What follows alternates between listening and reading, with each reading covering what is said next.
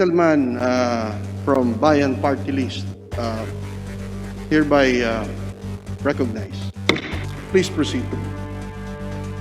Thank you, Mr. Speaker.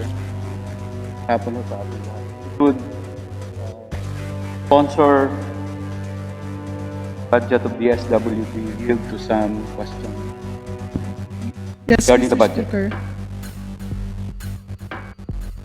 Thank you, Madam Sponsor. Isa lang po yung issue na aking tatalakayin doon po sa social pension.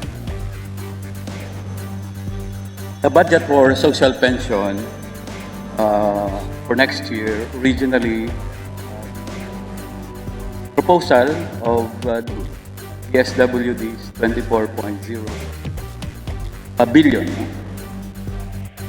Social target po na bibigyan ito 3,789,807 for elderly people. But in the 2020 National Expenditure Program, what was reflected is only 23,100,187. There's a variance of almost 800, more or less 816,000. So, what is, Madam Sponsor, Mr. Speaker, what is the impact of this cutback dun sa proposal ng DSWD? Especially that this budget is not really that big, and our elderly people, the current law, will only receive 500 pesos a month as social pension. May we hear a reply from the sponsor, Mr. Mr. Speaker, it is true, and I confirm that social pension for indigent senior citizens for 2021 was cut by 816 million pesos as compared to the proposed budget to service 3.7 more or less a senior citizen. Number one reason is the cleansing of the database, and around 500 beneficiaries are living also in what we call GIDA areas, or geographically isolated disadvantaged areas. So it's difficult also to quantify the numbers of senior citizens in these particular areas. And the reason for the cut, I'm sure, is also,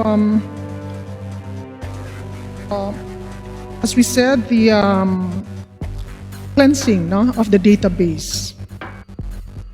Thank you, Madam Sponsor, Mr. Speaker. Mr. Speaker, maybe inquire from the good sponsor, just for the record, ilan na po talaga ang ating mga elderly people in terms of population? In terms of population, ilan na po yung ating elderly people as of now? Because you only target 3.7 million. There were reports that more or less there are already 10 million elderly people. Is that a correct estimation, Madam Sponsor, Mr. Speaker?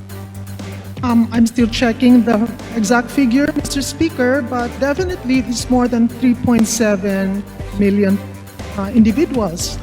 But we're only targeting those that are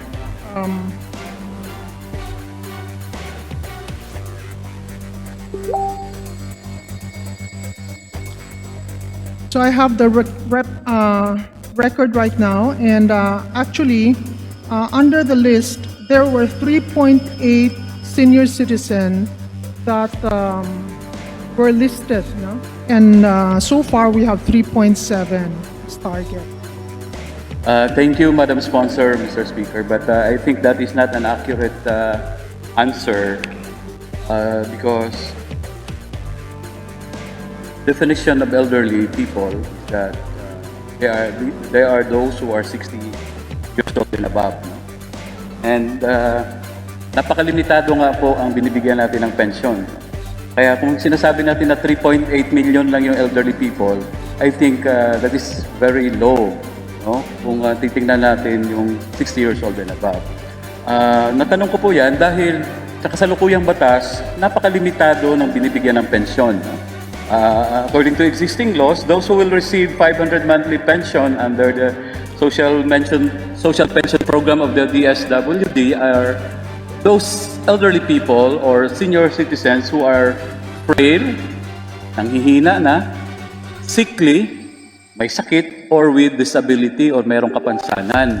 So yun lang yung makakatanggap ng 500 pesos. So if you are not frail, hindi ka nanghihina, hindi ka rin may sakit, at wala kang disability, even if you are a senior citizen or elderly, you will not receive pension, no, from the government of na 500 a month. So, marami po sa ating mga elderly people ngayon ay hindi nakakatanggap ng social pension. Kaya ko po tinanong yan dahil parang napakaliit ng target, no, na ginagawa ng ating kagawaran, ng DSWD.